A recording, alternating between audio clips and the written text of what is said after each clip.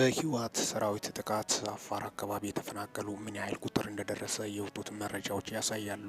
እንግዲህ መጋሌ ወረዳ ቶንሳ ቀበሌ ጥቃት መፈጸሙን ተከትሎ እስካሁን ከ2000 በላይ የአካባቢ ነዋሪዎች መኖሪያ ቀያቸውን ለቀው ወደ ጫካ ከገቡ ዛሬ ሶስተኛ ቀናቸውን ይዟል።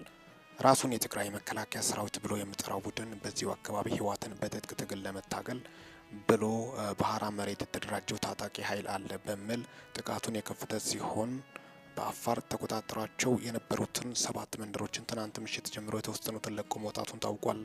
ከአፋር ወደ ቶንሳ የሚወስድ መንገድ ላይ ልዩ ስሙ ሚልኪ ከርመአጋ በምትባል ቦታ የሚገኘው የቻይና ካምፕ ውስጥ ላይ ተከማችቶ የነበረው የመሳሪያ ክምችቱ ሌሊት ላይ በተፈጸመ ድሮን ጥቃት መውደሙ ታውቋል።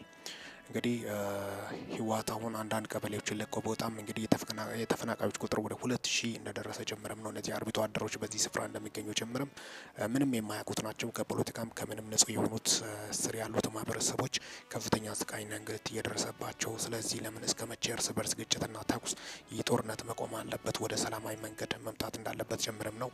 በዚሁ ከአካባቢ እንግዲህ የመንግስት ድሮን ጥቃት መፈጸሙ የምታወስም ነው። በዚሁ ድሮን ጥቃት ላይ የጦር መሳሪያ ክምችት ላይ እንደተፈጸመ ጭምርም ኦፕሬሽኑን መንግስት እንደፈጸመም በይፋ ባይገልጽም እስካሁን ድረስ እንግዲህ የወጡት መረጃዎችን በማስመልከት ህወሓት ማምሻውን ማረጋገጣቸው የምታወስም ነው።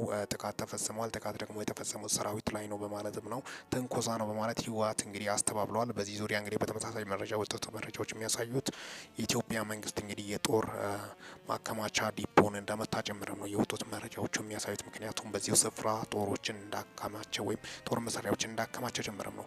ይህ ጦርነት እንግዲህ ምናልባት የወደብ ጥያቄና ያይዘው ወደ ኤርትራም ግጭት እንዳያዞር በርካቶቹም ስጋታቸውን እየገለጹ እንደሚገኙ ጭምርም ነው። በአሁኑ ሰዓት ኤርትራ ደግሞ ከግብጽ ጋር ሆና ለማበር ኢትዮጵያ ለመውጋት ዝግጅት ማድረገው ባለፈው የምታወሰው ሳለ ይህ ነገር እንግዲህ በሰላማዊ መንገድ የኢትዮጵያ መንግስት የወደብ ጥያቄ ማንሳቱን ተከትለው ኤርትራ ከዚህ በፊት ሶማሊያ በኩልም ሄዳ ሶማሊያ ጎን በመቆምም ንኪኪና ትንኮሳ ስትፈጽም ነበር በማለት ነው በርካቶቹም እየገለጹ ያሉት። ምክንያቱም የኢትዮጵያ መንግስት በሰዓቱ የኤርትራን ወደብ አልጠየቀም ነበረ። የኢትዮጵያ ታሪካዊ ወደብ የነበረው ወደ ኤርትራ የገባውን አልጠየቀም ነበረ። ኋላ ግን እንዲጠይቀው እንደገፋፋ ጭምርም ነው። ኤርትራ የምትሰራው ስራ በሰዓቱ ልክ አይደለም በማለትም ነው ከፕሪቶሪያ ስምምነት በኋላም ነው የኢትዮጵያ መንግስትና የኤርትራ መንግስት ግንኙነታቸው የሻክረው ማለት ነው። ከዛ በፊትም ትንሽ ቅዝቃዜ ታይቶ ነበረ። በሰሜኑ ውጊያ ላይ ደግሞ አንድ ላይ በመሆን ነበረ። ውጊያ ላይ ደግሞ በዋናነትም ከፍተኛ ሰብአዊ መብት ጥሰት የፈጸመው የኤርትራ ሰራዊት ነው መባሉ የሚወጡት መረጃዎች ያሳያሉ። የትግራይ እናቶች ሴቶችን በመድፈር ከፍተኛ በደሎችን በመፈጸም የታወቀ በዋናነት የኤርትራ ሰራዊት ነው የሚባልም ክስም ነበረ። በአሁኑ ሰዓት እንግዲህ ኤርትራና ህወሓት ደግሞ በአንድ ላይ መጣመራቸው የአደባባይ መረጃዎችና እውነታዎች ናቸው። ዶክተር ደብረጽዮን ገብረ ሚካኤልና ሞንጀሪኖ ቡድኖች ከኤርትራ ጋር ጥምረት ፈጥረው ነበር። ጄኔራል ታደሰ ወረደ ግን ይህን ጥምረታቸውን አልፈቀዱም፣ አልደገፉም ነበረ። ከዛም የተነሳ ምናልባት ጄኔራል ታደሰ ወረደን ሊያስወግዱ ይችላሉ የሚል ከፍተኛ ስጋት አቶ ጌታቸው ረዳ ማስተላለፋቸው የምታወስም ነው።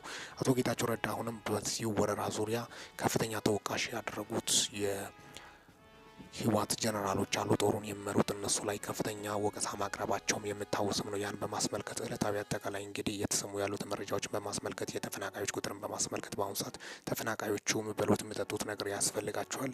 እስከ መቼ ለምን በሰላማዊ መንገድ ነገሮችን መወያየትና መነጋገር እንደሚያስፈልግ ጭምርም ነው የወጡት መረጃዎችን በማስመልከትም እለታዊ መረጃዎችን በማስመልከት የተሰሙት መረጃዎችን አሁን የደረሱን መረጃዎችን በማስመልከት ሊደመጠው የሚገቡ መረጃዎችን በማስመልከትም ነው።